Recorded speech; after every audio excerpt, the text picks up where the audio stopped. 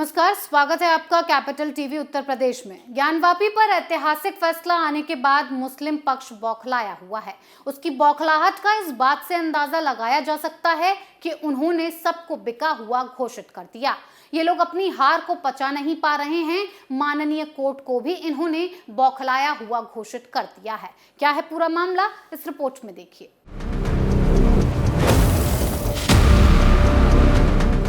UP के वाराणसी में ज्ञानवापी मस्जिद श्रृंगार गौरी परिसर में पूजा अर्चना की अनुमति देने से जुड़े केस की सुनवाई को लेकर जिला कोर्ट ने 12 सितंबर को अहम फैसला दिया है। कोर्ट ने श्रृंगार गौरी में पूजा के अधिकार की मांग को लेकर दायर याचिका को सुनवाई के योग्य माना है। इस निर्णय को हिंदुओं के पक्ष में माना जा रहा है।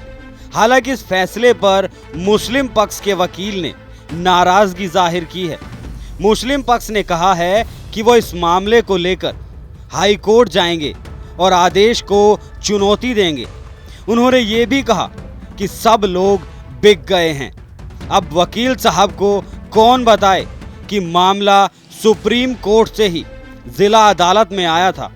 मुस्लिम पक्ष के वकील मेराजुद्दीन सिद्दीकी ने अदालत पर बड़ा आरोप लगाया। सिद्दीकी ने कहा, यह फैसला न्यायोचित नहीं है। हम फैसले के खिलाफ ऊपरी अदालत का दरवाजा खटखटाएंगे। जज साहब के ऑर्डर ने संसद के कानून को दरकिनार कर दिया। हमारे लिए ऊपरी अदालत के दरवाजे खुले हैं। सिद्दीकी ने आगे कहा, न्यायपालिका आपकी है। आप संसद के नियम को नहीं मानेंगे तो क्या कह सकते हैं। सब लोग बिक गए।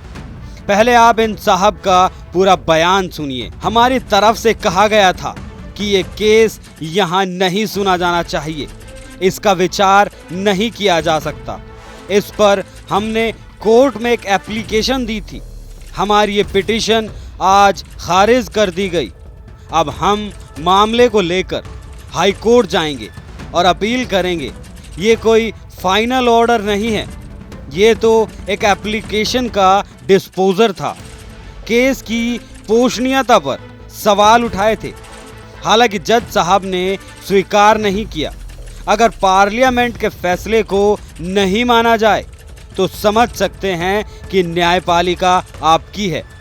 आपके बाद ऑर्डर नहीं मानेंगे, फिर कहेंगे कि बिक जाओ हमारे हाथ। बिक गई। उनका फैसला ऑर्डर ही ऐसा है।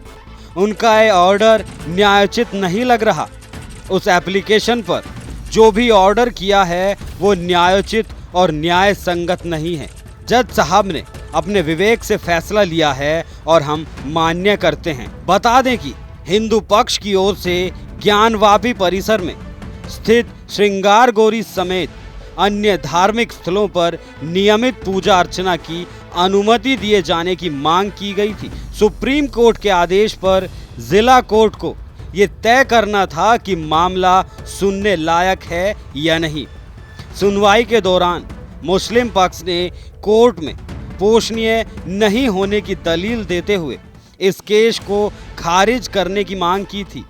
कोर्ट ने मुस्लिम पक्ष की दलील को खारिज करते हुए अपने फैसले में कहा कि सिविल प्रक्रिया संहिता के आदेश 07 नियम 11 के तहत इस मामले में सुनवाई हो सकती है, जिसके लिए 22 सितंबर की तारीख नियत की गई है।